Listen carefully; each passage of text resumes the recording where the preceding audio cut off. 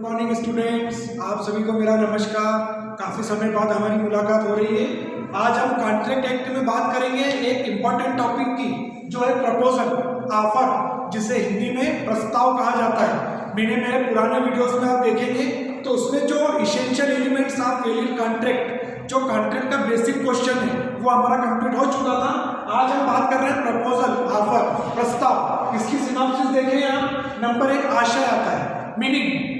जब हम कॉन्ट्रैक्ट की बात करेंगे तो कॉन्ट्रैक्ट को यदि हम संधि विच्छेद करते हैं, CONT, कांट प्लस टूगेदर, मतलब कांट मतलब साथ में आने से, दो व्यक्तियों के परस्पर साथ में आने से। तो इसका जो मीनिंग होगा प्रपोजल का, वो यही होगा कि प्रपोजल संविदा का प्रथम चरण है, फर्स्ट स्टेप है, और बिना प्रपोजल के कोई भी संविदा विधिक रूप से पूरी नहीं हो सकती। क्योंकि जब तक प्रपोजल नहीं होगा, जब तक आप अधिकार और कर्तव्यों का निर्धारण पक्षकारों के बीच आपस में नहीं कर सकेंगे। तो सिंपल सा मीनिंग होता है। एक एग्जाम्पल से भी हम समझ लेते हैं कि A ने B को एक स्कूटर 10,000 रुपए में विक्रय करने की संविदा की। B ने उस पर अपनी सहमति दी। तो ये एक लीगल प्रपोजल होता है, वैधानिक प्रस्ताव होता है। प्रस्ताव हमेशा लीगल होगा। यदि वो अनलीगल होगा तो कॉन्ट्रैक्ट एक्ट के अकॉर्डिंग क्या होगा? वाइड होगा, शून्य होगा। फिर हम बात करते हैं परिभाषा की, सेक्शंस की। तो जैसे मैंने आपको पहले भी बताया है कि सेक्शंस, हर एक्ट की जो सेक्शन 2 रहती है वो 99% डेफिनेशन की रहती है। सेक्शन 2 में सब क्लास A, मतलब जो शुरुआत होगी संविदा की, वो होगी प्रस्ताव से, प्रपोजल से। तो सेक्शन 2A क्या डिफाइन करती है? सेक्शन 2A ये कहती है कि प्रस्ताव संविदा के अंतर्गत प्रस्ताव हुआ है जिसमें एक व्यक्ति किसी दूसरे व्यक्ति को, एक पक्षकार किसी दूसरे पक्षकार को कोई कार्य करने या न करने के बारे में अपना प्रपोजल देता है और वह व्यक्ति उस पर अपनी सहमति व्यक्त करता है। मतलब उसने यदि स्वीकृत कर लिया प्रपोजल, एडमिट दे दिया, तो वो क्या हो जाता है? प्रस्ताव हो जाता है, वो संविदा बन जाती है। तो सेक्शन 2 है प्रपोजल की डेफिनेशन। प्रस्ताव के प्रकार, types of proposal. Types of proposal कितने प्रकार होते हैं? तो ये 2 प्रकार हमने दिए हैं यहाँ पर। सामान्य प्रस्ताव, जनरल प्रपोजल, विशिष्ट प्रस्ताव, स्पेसिफिक प्रपोजल। सामान्य प्रस्ताव से आशय ऐसे प्रस्ताव से है जो समूचे जन साधारण को किया जाता है। मतलब किसी व्यक्ति विशेष के लिए नहीं। एक पेपर में हमने एड पढ़ा, एडवर्टाइजमेंट पढ़ा, तो वो पेपर कितने लोगों के पास जाएगा, वो सब उस चीज को पढ़ेंगे, तो वो उन सबके लिए। लेकिन संविदा किससे मानी जाएगी? जो उन टर्म्स एंड कंडीशंस को फॉलो करेगा, जो उसको पूरा करेगा, उसके लिए संविदा मानी जाएगी। तो सामान्य प्रस्ताव मतलब जो समूचे जनसाधारण को किया जाए। इसके रिलेटेड कुछ केसेस है, जैसे Harbhajan versus Harcharan Lal, Lalman Shukla versus Gauri Datt, Shrimati Carlill versus Carbolic Smoke Ball Company. ये सभी सामान्य प्रस्ताव से रिलेटेड केस है, जिसमें कि कार्बोलिक स्मोक बाल कंपनी में जो आपके कोर्स में भी है, जिसमें यह बताया गया है कि जो श्रीमती कार्लिन है वो संविदा करती है कार्बोलिक स्मोक बाल कंपनी से। कार्बोलिक स्मोक बाल कंपनी का यह कहना रहता है कि जो कोई भी हमारी दवा का सेवन दिन में 3 बार करेगा, उसको भविष्य में कभी भी इन्फ्लुएंजा नहीं होगा, और तो उसको इन्फ्लुएंजा होता है तो हम उसको 100 पाउंड क्षतिपूर्ति के रूप में देंगे। श्रीमती कार्लिन को इन्फ्लुएंजा होने के बाद भी क्षतिपूर्ति नहीं दी जाती है। तो सिंपल सा सामान्य प्रस्ताव में आपको तीनों रेफरेंस केसेस देखना है। एक बार और बता देता हूं मैं। Lalman Shukla versus Gauri Datt, Harbhajan versus Harcharan Lal, Shrimati Carlill versus Carbolic Smoke Ball Company. विशिष्ट प्रस्ताव की बात करें तो जैसे कि नाम से स्पष्ट है, स्पेसिफिक प्रपोजल, मतलब किसी विशिष्ट व्यक्ति से, किसी एक व्यक्ति से ही संविदा की जाएगी। किसी थर्ड पर्सन के साथ इसमें कोई रोल नहीं रहेगा। जिस व्यक्ति से आपने संविदा की है वही व्यक्ति उस कॉन्ट्रैक्ट को फॉलो करेगा, उसको मानेगा, और दोनों पक्षकार अपनी संविदा पूरी करेंगे। फिर हम बात करते हैं प्रस्ताव संबंधी वैधानिक नियम, लीगल रूल्स। प्रस्ताव संबंधी वैधानिक नियम को प्रस्ताव के आवश्यक तत्व, इसेंशियल एलिमेंट्स ऑफ प्रपोजल भी कहते हैं। ये दोनों एक ही बात है। कौन सा है? नंबर 1, प्रस्ताव का विशेष या सामान्य होना। मतलब फर्स्ट जो अपने को इसेंशियल एलिमेंट्स देखना है प्रपोजल का, वो ये है कि प्रस्ताव विशेष या सामान्य हो सकता है। विशेष जैसा मैंने ऊपर बताया आपको, किसी एक व्यक्ति के साथ किया जाए, और सामान्य मतलब संपूर्ण जनसाधारण, ओवरऑल कम्युनिटी, ना कि सिंगल वन पर्सन। नंबर 2, प्रस्ताव का आशय स्पष्ट होना। मेन पॉइंट है ये, मीनिंग, आशय। जब तक आपका प्रस्ताव का आशय स्पष्ट नहीं है, जब तक आप संविदा कैसे करेंगे? आप सामने वाले को कोई अपना प्रपोजल दे रहे हैं, ऑफर दे रहे हैं, तो उसमें आपको स्पष्ट चीज बतानी पड़ेगी कि मैं मेरी घड़ी 1000 रुपए में विक्रय करने को तैयार हूँ। यदि आप आपका कॉन्ट्रैक्ट ऐसा रखते हैं कि मैं मेरी घड़ी तुम्हें देने को तैयार हूँ, तुम चाहो तो या तो मुझे 500 रुपए दे देना या 1000 रुपए दे देना, तो ये कोई प्रपोजल नहीं हुआ।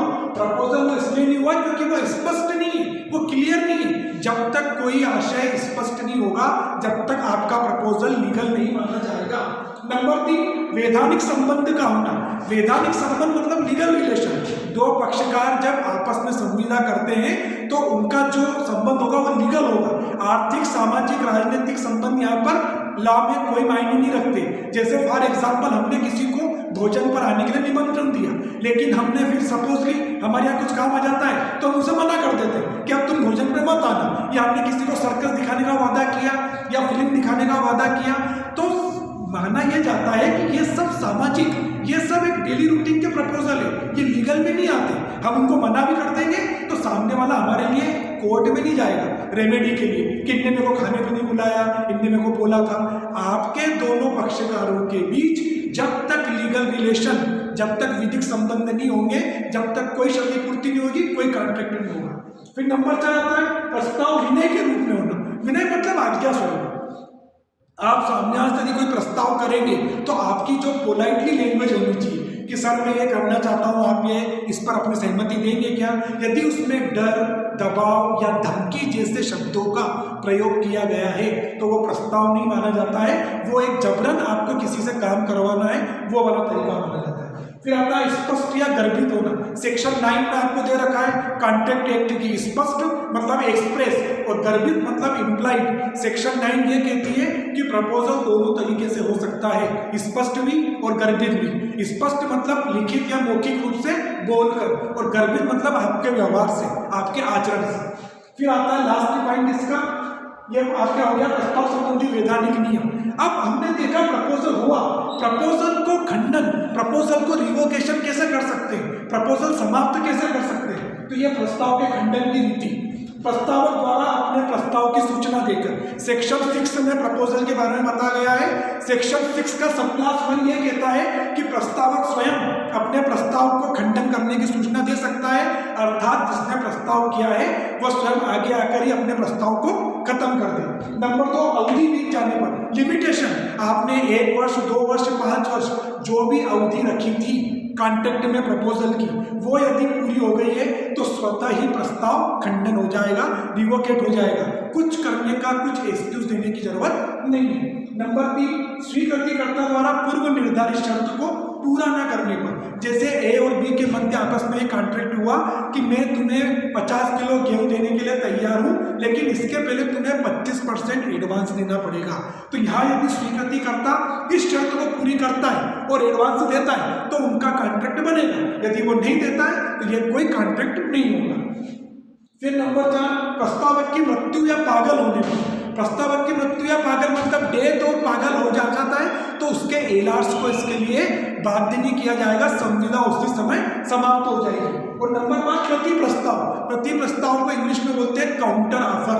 प्रति प्रस्ताव, जैसे मैंने ए ने बी को अपना मकान 1 लाख रुपए में विक्रय करने की संविदा की, लेकिन बी ने अपना प्रस्ताव दे दिया कि मैं तुमसे 85,000 रुपए में ये खरीदने को तैयार हूं, अभी आप एक मुश्त पेमेंट लो। तो यदि वो मूल प्रस्ताव 1 लाख का था, लेकिन काउंटर ऑफर आने के बाद मूल प्रस्ताव खत्म हो गया और 85,000 पर उनकी डील फाइनल होती है, तो ये एक तरीके से क्या माना जाएगा, प्रस्ताव का खंडन, प्रस्ताव की समाप्ति। फिर एक चीज आती है प्रस्ताव तथा प्रस्ताव के आमंत्रण में अंतर। अंतर मतलब प्रपोजल है, इनवाइट टू प्रपोजल। जैसे इसमें बहुत सारे पॉइंट्स आ सकते हैं, रेलवे की सूची, बस का टाइम टेबल, टेंडर, सस्ती मूल्यों पर वस्तु बेचने का विज्ञापन, गश्ती पत्र। इन सब में आप एक बात कॉमन बस ये ध्यान रखना कि पेपर में हम जो चीज पढ़ते हैं, हमने जो चीज पढ़ी, हम कुछ सामान लेने गए किराने की दुकान पे, हमें एक साबुन समझ में आई, हमने उनसे ले लिया, तो जब तक हमने उसको चीज नहीं दी, जब तक वो आमंत्रण है, वो हमको इन्वाइट कर रहा है उसकी दुकान पे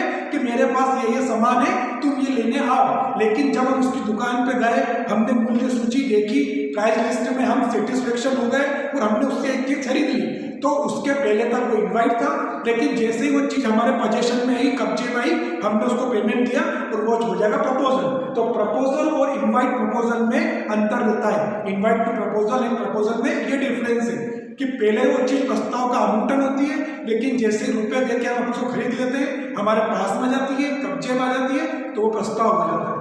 फिर आता है लास्ट में कंक्लूजन। पूरा क्वेश्चन का जो मैंने आपको सार बताया, इसका एक कंक्लूजन, निष्कर्ष के रूप में कहा जा सकता है कि प्रस्ताव किसी भी संविदा की प्रथम सीढ़ी है। बिना प्रस्ताव के संविदा आगे नहीं बढ़ सकती। तो ये एक सिंपल सा क्वेश्चन था जो आपके एलएलबी, बीएलएलबी के पार्ट के साथ तो इम्पोर्टेंट है ही सही, बाकी आगे भी आप कंपटीशन एग्जाम्स में सीजे या एडीपीओ में भी इस क्वेश्चंस को अच्छे से तैयार कर सकते हैं। ये एक समरी थी छोटी सी, या आप इसको नोट कर लें अच्छे से और एग्जाम में आप इसी तरह से इसको लिख के आएंगे तो मैं 101% कहता हूँ कि आपको मार्क्स अच्छे मिलेंगे। आगे हम दूसरे वीडियो में फिर मिलेंगे। Thank you.